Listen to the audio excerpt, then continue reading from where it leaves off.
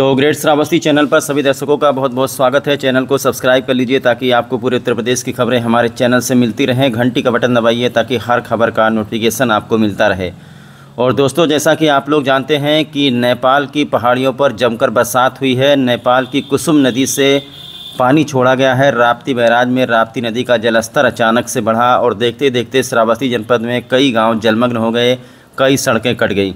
ये दृश्य मैं आपको दिखाना चाहूँगा। सबसे पहले यदि कहीं कोई गांव जलमग्न होता है या बाढ़ सबसे पहले श्रावस्ती में अगर इंटर करती है तो वो मल्लीपुर क्षेत्र से इंटर करती है। राप्ती बैराज वहीं है और नेपाल से सटा हुआ इलाका है। तो नेपाल की पहाड़ियों पर नेपाल में जब बहुत ज़्यादा बरसात हो जाती है तो नेपाल पानी छोड़ देता है, जिसके बाद श्रावस्ती के हालात ख़राब हो जाते हैं। तो ऐसा ही हुआ है। पहली बात तो आप लोगों को पता है कि 4-5 दिन तक बरसात हुआ है। बरसात की पानी से इतना तबाही नहीं हुआ जितना नेपाल ने पानी छोड़ा और देखते देखते मल्लीपुर थाना क्षेत्र में चारों तरफ जल भराव हो गया। सड़कों पर इस तरीके से पानी चलने लगा, आप स्वयं देख सकते हैं। यही चीज़ जो है जिलाधिकारी बार बार समझा रहे हैं कि इस पानी में आप लोग बिल्कुल न चलें, खतरा मोल न लें, नहीं तो अभी आपने देखा हुआ एक घटना हुई थी कि एक लोग मोटरसाइकिल सहित इसी पानी में बह गए थे। तो ये दृश्य मैं आपको दिखाना चाहूँगा। चारों तरफ आपको सफ़ेद चादर नज़र आ रही है। ये हमारे श्रावस्ती जनपद के मल्लीपुर का इलाका है जहाँ सड़कें जलमग्न हो गई हैं, कई गांव जलमग्न हो गए हैं। और जानकारी ये भी मिली है कि इसी जलभराव में, इसी बाढ़ में भिंगा कोतवाली के असरफा गाँव के कई लोग फंस गए थे, जिनको जिलाधिकारी ने एनडीआरएफ, एसडीआरएफ की टीमों को भेज करके रेस्क्यू कराया है। उनको सुरक्षित बाहर निकाला है, सुरक्षित स्थान पर शरणालय में भेजा है। ये बड़ी अच्छी बात है कि हमारे जो जिलाधिकारी श्रावस्ती अजय कुमार द्विवेदी हैं, बहुत ही एक्टिव हैं बाढ़ को लेकर के। जैसे ही उनको जानकारी मिली कि कुसुम नदी से पानी छोड़ा जा रहा है या राप्ती बैराज का जलस्तर बढ़ने लगा है, तत्काल उन्होंने पूरे अधिकारियों की मीटिंग बुलाई। उसके बाद में सभी लोगों को निर्देशित किया, सबकी छुट्टियां कैंसिल करी और सभी लोगों को उन्होंने तहसीलवार हर जगह पर लगा दिया है। क्षेत्रीय लेखपाल हैं, वो भी काम पर लगे हुए हैं। पुलिस भी काम पर लगी हुई है। तो जिलाधिकारी श्रावस्ती अजय कुमार द्विवेदी, पुलिस अधीक्षक घनश्याम चौरसिया बाढ़ को लेकर के लगातार जिले में एक्टिव हैं। बाढ़ में राप्ती बैराज पे जल का स्तर जो है बढ़ना शुरू हो गया है और डेंजर लेवल से लगभग जो है 70 से 80 सेंटीमीटर ऊपर पानी का स्तर है। अभी वर्तमान में एज ऑफ नाउ जैसे हम बात कर रहे हैं, अशरफ नगर का एक मजरा है जहाँ पे थोड़ा बहुत पानी अभी भरा है। से सभी जनपद में किसी भी गांव में पानी ने प्रवेश नहीं किया है। लेकिन हमारी जो बाढ़ से निपटने की तैयारियां हैं वो तैयारियां पूरी हैं। लगभग 100 से अधिक हमारे पास नाव और नाविकों की व्यवस्था है। 66 हमारे शरणालय स्थल हैं और जो है लगभग 19 बाढ़ चौकियाँ हैं। मेडिकल टीम और जो स्वास्थ्य विभाग की टीमें हैं वो अलर्ट मोड में हैं। पशुओं को भी सुरक्षित स्थान पर ले जाने की व्यवस्था हो गई है। जितनी भी सामग्रियां जो राहत सामग्री बाढ़ के समय दी जाती है उनका समयबद्ध जो है टेंडर करा लिया गया था। और चाहे वो राशन किट हो, कुक्ड मील हो, पशुओं के लिए चारा हो, ये सभी व्यवस्थाएं हमारी रेडी हैं और जब भी जैसे भी आवश्यकता पड़ेगी सभी उपलब्ध कराया जाएगा। तो जैसा कि संभावना जताई जा रही थी कि राप्ती नदी का जलस्तर जैसे जैसे बढ़ेगा हालात ख़राब होते जाएंगे, इसको लेकर के हमारे ज़िले की जो एसडीआरएफ एनडीआरएफ की टीम है, जो पीएससी के जवान हैं, वो भी पूरी तरीके से सतर्क हैं। भिंगा कोतवाली की असरफा से कई लोगों को रेस्क्यू करके निकाला गया है जो बीच में फंस गए थे।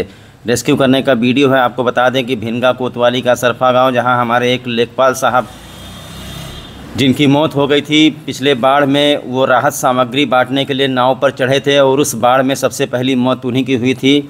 ईश्वर उनकी आत्मा को शांति दे। वो हम ही लोगों की वजह से दुनिया छोड़कर चले गए। वो लेखपाल साहब थे, शायद दूबकला गांव के थे और पूरा बाढ़ ख़त्म हो गया था तब 7-8 दिन के बाद उनकी लाश मिली थी। तो यही वही असरफा गाँव है जहाँ पर सबसे पहले विनाश होता है। नेपाल की पानी ने इतना तबाही मचाया है कि कई गांव इस वक्त श्रावस्ती में जलमग्न हो गए हैं, लेकिन प्रशासन पूरी तरीके से सतर्क अलर्ट मोड पर है। राहत बचाव के कार्य किए जा रहे हैं। और आपको बता दें कि खाने पीने के पैकेट भी बांटे जा रहे हैं, जानवरों की भी सुरक्षा की जा रही है, हरे चारे की व्यवस्था की जा रही है। जिलाधिकारी ने लोगों से अपील की है कि कोई भी व्यक्ति पैनिक ना हो, अफवाहों पर ध्यान न दें कि सैलाब आ गया, जलजला आ गया, कि कोई बह गया, और ख़ुद ही एहतियात बरतें। एक बात और मैं आपको बताना चाहूँगा, अपने तजुर्बे से बताता हूँ कि यदि कहीं पर बाढ़ आ जाता है तो प्रशासनिक अधिकारियों की जितनी तैयारी रहती है वो तैयारी तब ध्वस्त हो जाती है। उनको चुनौती तब मिलती है अधिकारियों को जब उस गांव तक पहुंचने के लिए सारे संपर्क मार्ग बंद हो जाते हैं। इसीलिए एहतियातन सबसे अपील की जाती है मोबाइल फ़ोन वगैरह चार्ज रखें। धान के खेत में पता नहीं चलता है कहाँ गड्ढा है कहाँ नाला है, वहाँ पर बच्चों को जाने से रोके। इलेक्ट्रिक पोल विद्युत पोल जो है उससे किनारे ना जाएं और ख़राब मौसम में भी बाहर ज़्यादा ना निकले कि कहीं बिजली उजली गिरे तो किसी की मौत हो जाए। हम पाठक हैं, मैं ग्राम सभा बीरपुर लोकिया का निवासी हूँ। अभी राप्ती नदी का जलस्तर आज सुबह से लगातार बढ़ रहा है और काफ़ी ज़्यादा पानी होने के कारण सुबह ही लोगों को प्रशासन ने अलर्ट किया है। डीएम साहब ने भी हाई अलर्ट जारी किया था। लोगों को बताया गया कि अभी हमारे जो है निकट ही 3-4 किलोमीटर दूरी पर लाल बहादुर शास्त्री कृषि इंटर कॉलेज में लोगों के रहने की खाने की व्यवस्था है और वहाँ फील्ड है, उसमें जो है लोगों के मवेशी को बांधने की भी व्यवस्था है। लोगों को बताया गया है और लोग भी वहाँ जो है जाने लगे हैं। जिनके यहाँ पानी ज़्यादा भर चुका है वो जा रहे हैं, जिनके यहाँ नहीं है वो अभी यहीं हैं, जाएंगे। अगर उनको आवश्यकता होगी तो ज़रूर जाएंगे। प्रशासन द्वारा पूरी व्यवस्था की गई है।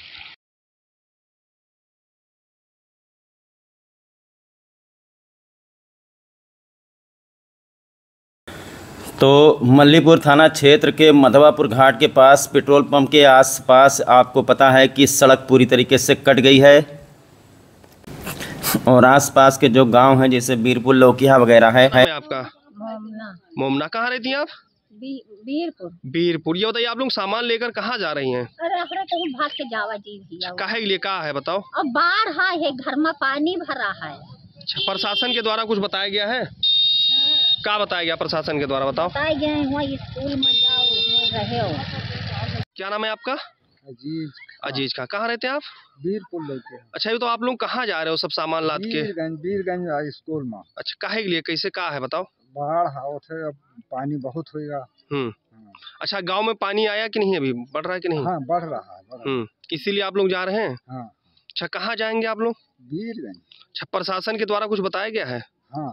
क्या बताया गया प्रशासन के द्वारा? ये आप लोग बाढ़ आएगा तेजी से, वहाँ से आगे नेपाल छोड़ दिया है पानी, तो बाढ़ यहाँ आ गए हैं। तो श्रावस्ती जनपद में लगभग 60-65 गांव ऐसे हैं जहां पर बाढ़ की प्रबल संभावना बनी रहती है। ऐसे संवेदनशील गांवों से जो लोग फंसे हुए हैं उनको एसडीआरएफ की टीमें निकालकर बाहर सुरक्षित स्थान पर पहुंचा रही है। और जानकारी ये भी मिली है कि राप्ती नदी का जलस्तर रात को घटा है, लेकिन चूँकि जो पानी गांव में भरा हुआ है उसमें समय लगेगा, 1-2 दिन में पानी घट जाएगा। लेकिन अगर इसके बाद बरसात हुई या फिर से नेपाल की पहाड़ियों से पानी छोड़ा गया तो फिर श्रावस्ती के हालात बद से बदतर हो सकते हैं। ऐसे में आप लोगों को खुद सावधान और सतर्क रहना है। आप लोगों को ही अपनी सुरक्षा की जिम्मेदारी लेनी है। 22 के बाढ़ में आपने देखा होगा किस तरीके से लोग फंस गए थे, जहां तक राहत बचाव की टीमें नहीं पहुंच पाई थी। दिन रात एसडीआरएफ, एनडीआरएफ, पीएससी के जवान रबर बोट लगाकर लोगों को निकालने का काम कर रहे थे। उस बार आपको बता दें लगभग 7-8 मौतें भी हुई थी। ये वीडियो आया है श्रावस्ती जनपद के विकास क्षेत्र कौना के दाहवर कला गांव के पास से, दाहवर कला गांव आंध्रपुरवा गांव के पास से, जहां पर ये जो बंधा बना हुआ है। कुछ लोगों का कहना है कि राप्ती नदी में इतना पानी आ गया है कि ये बंधा धीरे धीरे धंस रहा है। हालांकि अभी तक हम मौके पर गए नहीं हैं, लेकिन जो हमारे ग्रेट श्रावस्ती चैनल के दर्शक हैं उनके द्वारा वीडियो बना करके भेजा गया है कि बंधा धीरे धीरे धंस रहा है। अगर ये आंध्रपुरवा का बंधा कहीं पूरी तरीके से नीचे धंस गया तो फिर आप समझ लीजिए राप्ती नदी का पानी कौना पहुंच जाएगा। हालांकि इसको देख करके पहले इसकी पूरी रिपोर्ट बना करके उप जिलाधिकारी और जिलाधिकारी को हम ग्रेट श्रावस्ती चैनल के द्वारा प्रेषित किया जाएगा। अभी फ़िलहाल बच्चों ने वीडियो बनाया है, मौके पर जाकर देखते हैं कि हालात क्या है। ये वीडियो भेजा गया है कौना के आंध्रपुरवा गांव से, जहां राप्ती नदी में इतना पानी आ गया है कि जो बंधा बना हुआ है, लोगों का कहना है कि ये बंधा धीरे धीरे धंसने लगा है। ऐसा गांव के लोगों ने कहा है। क्या सच्चाई है, जब मौके पर पहुंचेंगे तो ग्राउंड जीरो रिपोर्ट आपको दिखाएंगे। बहरहाल आपको बता दें कि सबसे ज़्यादा समस्या ये है कि भिनगा मल्लीपुर का संपर्क मार्ग कट गया है। उस सड़क पर घुटने तक पानी चल रहा है और ये पानी धीरे धीरे विकास क्षेत्र कौना की तरफ बढ़ रहा है। बताया जा रहा है कि मुजहना में भी कुछ दिक्कत हुई है, कोटवा इमलिया में भी पानी भर गया, यानी श्रावस्ती में थोड़ा सा पानी अभी नेपाल की तरफ से आया है। तो राप्ती नदी का जलस्तर घटा तो है, लेकिन अभी भी राप्ती नदी खतरे के निशान से ऊपर ही बह रही है, इसीलिए लोगों को सावधान सतर्क रहने की ज़रूरत है। राप्ती नदी का जलस्तर धीरे धीरे घट रहा है और जैसे जैसे जलस्तर घट रहा है, आपको बता दें कि क्षेत्र में कटान भी बहुत तेज़ हो रही है। बुतहा मलौना खसियारी में देखा गया है कुछ लोग खुद अपने हाथों से अपना आशियाना तोड़ रहे हैं। और ये बंधे वाली जो बात हमने आपको बताई थी, ये देखिए इसमें दरार आ गई है। आंध्रपुरवा का ये लालपुर खदरा के पास बंधे के बारे में कुछ लोगों ने वीडियो बना करके भेजा है। तो नेपाल की पहाड़ी से जिस तरीके से पानी छोड़ा गया और उसके बाद में मल्लीपुर क्षेत्र पूरा पेट्रोल पंप के पीछे जो गांव पड़ते हैं राप्ती नदी के किनारे, वो जलमग्न हो गए हैं। पानी धीरे धीरे पूरे क्षेत्र में पहुंच रहा है। पानी घटने के बाद कटान शुरू हो जाएगी और कटान से भी बहुत सारे किसान परेशान हैं। राप्ती नदी का जलस्तर धीरे धीरे घट रहा है। कई जगह पर तो अफरा तफरी मची हुई है, चारों तरफ पानी ही पानी सैलाब नज़र आ रहा है।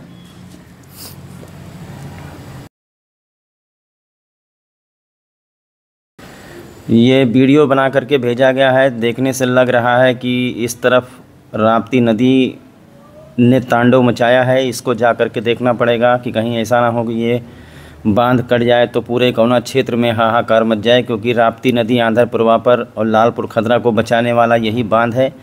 अगर वैसे तो इसमें कई बार समस्याएं है, लेकिन अगर ये बांध कहीं कट गया तो समझ लो कि कोना में विनाश आ जाएगा।